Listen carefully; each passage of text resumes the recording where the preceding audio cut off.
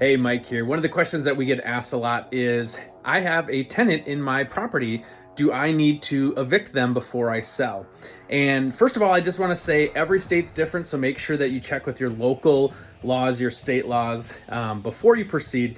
In Minnesota, the way that it works is the lease stays with the property, not with the owner. So if there's already a lease in place, you are required to continue honoring that lease, and the person buying the property needs to honor that lease as well. So one of the things we need to make sure that we have is the current lease that the new buyer can look at to make sure that they understand what the terms were that you agreed to before. So most properties, most multifamily properties do have tenants in them already. So if you have a tenant in them, it's not like you have a totally new situation. I think that investors are more comfortable taking on current tenants already in properties. Now, if you're looking to appeal to somebody who's looking to house hack their property, you may choose to list your house after you know that a tenant's no longer going to renew. So you're not evicting them, but at the same time, you know that you're going to have to find a new renter. So now that makes a great time to potentially sell your property. So that's one thing to consider is, yes, most have renters or most have tenants already in them.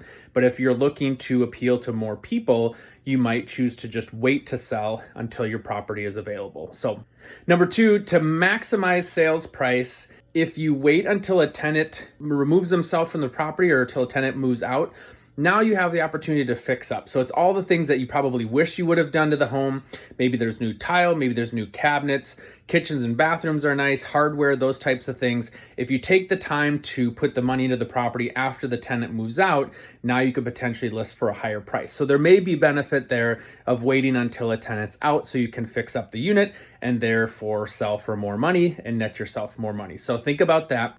So the third thing is different buyers have different preferences for tenants. So some owners that I work with like the fact that there's no tenants currently in a property if it's fully available, so they can place their own. So they trust the property manager, they trust themselves to place the tenants that they want. They make sure that they have the right background check, they make sure that they have the right income verification numbers to hit the numbers that they want to hit. So they like placing their own tenants.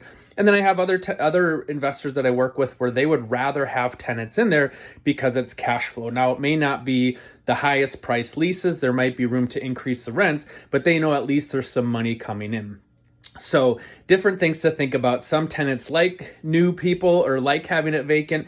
Now on that side, it can take 30, 60, 90 days before a tenant comes and moves in. So there's holding costs, there's vacancy rate that's affected there that impacts your cash flow. But if you choose a great tenant, then you know that you're great and you've maximized your cash flow moving forward because you're placing tenants at market rate. So those are some things to consider when selling your property and when investing in regards to current tenants. So if you have any questions, feel free to reach out to me. Happy to help any way I can.